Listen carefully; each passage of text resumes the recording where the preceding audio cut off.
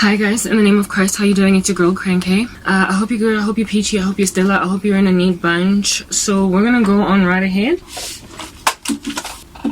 and install my hair today while we chat. Well, I likely will not be here the whole time. I want to try and keep this brief, but something is on my chest and I need to share it. And if I don't share it, I'm just not gonna be cool. There's a power cut at the present moment, and I just figured why not use this time to speak. You know, guys, I am a Christian, you all know that. My content is Christian, all of it, and I am a persecuted Christian, not just any Christian. We're using a crochet hook. I'm not just any Christian, but a persecuted one, so I'm basically a Christian that's going through a lot. And the bane of my pain, bane of my existence, the extremity of my sorrow comes from family. But I'm always talking about everybody else that's hurt me.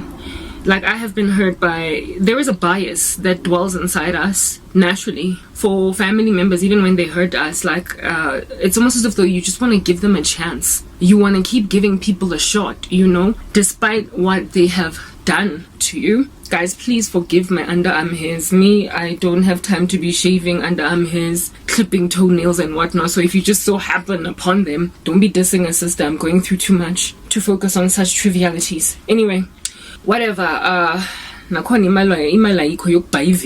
Anyway, whatever, right? Sometimes as family members, there is just this like temptation to omit what they have done to you in your testimony. Now, one thing I find about Christian witness is that the candor that comes often from Black Christians, or African ones in particular, like abantu abamnyama, is extreme, and that's why I like listening to Black testimonies. But they can also be very exhausting because just the details of what they've gone through are taxing, and what they had to do to overcome, you know, to overwhelm the darkness. It's just really taxing. So I tend to like kind of take a break from it sometimes. And the reason why it's so taxing is because of the defeatism in the Black community. And that defeatism leads Black people into a dark, ominous place. In the sense that, you will grow up with a cousin, you will grow up with a sister, a brother, or whatever. Your uncle treating you a particular way. And then somewhere along the way in life, you then grow up. So you're like working in corporate, you know, and then the uncle or cousin that was much older than you, like let's say 10 years, 15 years. Please excuse the noise of the dogs outside. I can't stand when they start barking because they mess with my software that takes out my pauses. Anyway, whatever. This cousin of yours that is like a good 15, 20 years older than you, you know, you were born in the 90s, he was born in the 70s. Or you were born in the 80s and he was born in like the early 70s or whatever, okay? All of a sudden, because of Indabeguti, when you were growing up, you were just a child, you know, toys, and he was a teenage boy. He never ever imagined that you would become, like, you know, a very responsible, heavily successful young professional.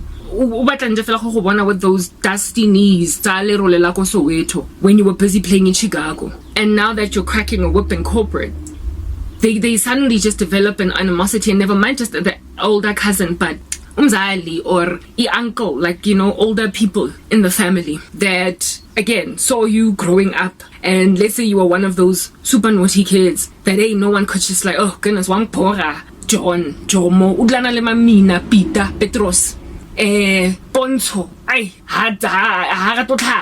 you were that kid to the uncle, and then you literally become upingi or uponcho. Yo, so le mohoto jano. You've grown into your body. You're not only really beautiful, but you're also clean. Like you literally clean up well. You know, poncho and clean up well. And you also are like good, successful eskolweni. You pass and you get into this like graduate program because you know you did well eskolweni.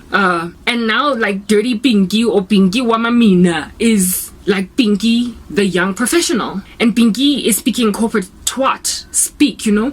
Pinky is a responsible woman. Pinky's walking up and down ka laptop, letting a puli bag. She's not like I tshwara ele ya school but ke pully bag ke motho wa go ibile ngore ke la Louis Vuitton because she can afford to. Pinky is a project manager now. Pinky is a business analyst now. Pinky is a product specialist or product manager now. Pinky is on a trajectory yakula. Pinky is in her early 20s going maybe into her mid. Pinky is a young professional and Pinky is earning a salary, you know, oponso, did I say ponso, is earning a salary that this uncle just can't fathom how Pinky got there so fast. Like, Uncle Lukule in the days of apartheid, detailer and, you know, tapering out, so opportunities for black people were hard to come by.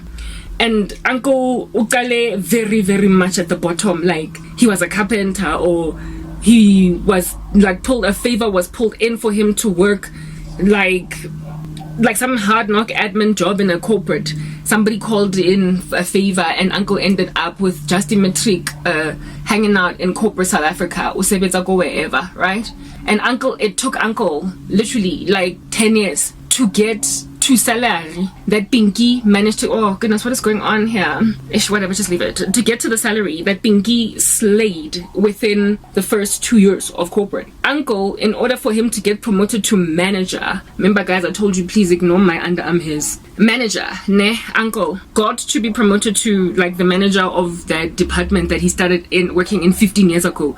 After 15 years. And here is this Pinky chickie who went to university. She's now a graduate. She worked for just like 4 or 5 years and she's now like heading the department or about to head the department. She's interviewing for such jobs as these. And next thing, there was just this like hostility, this misunderstanding in the uncle as to mara ki pontsho or Pinky wa mamina ki Petrose wa mangwele a go ba eshi ona bora ona dula a jewa ke di rwemiri because na sa rato tlhapa. And now he is like a manager. How did that happen, you know? And then there was just this like thing that happens that causes like a whole grown man manje omdala or a whole grown woman or a cousin egundlula nga 20 years yonke, you were like a child when they were growing up even though you're cousins.